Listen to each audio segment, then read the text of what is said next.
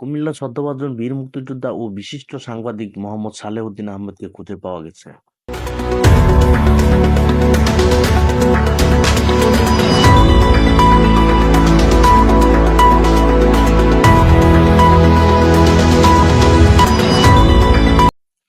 মোহাম্মদ সালেহ উদ্দিন আহমেদকে খুঁজে পাওয়া গেছে। তিনি দৈনিক সমাজকণ্ঠের প্রধান সম্পাদক, সেবা মানবিক উন্নয়ন কেন্দ্রের প্রতিষ্ঠাতা ও নির্বাহী পরিচালক। এছাড়াও বিভিন্ন সাংস্কৃতিক প্রতিষ্ঠানের পরিচালনা করে যাচ্ছেন তিনি। কুমিল্লা জেলা সাংবাদিক ইউনিয়নের সভাপতি ছিলেন। বর্তমানে তিনি কুমিল্লা প্রেস ক্লাবের অন্যতম সদস্য। মোহাম্মদ সালেহ উদ্দিন আহমেদ গত 4 দিন পূর্বে তার মেয়ের নিজ বাসা সেগুনবাগিচা থেকে বের হয়ে বাসার নাম্বার খুঁজে না পেয়ে হারিয়ে যায়।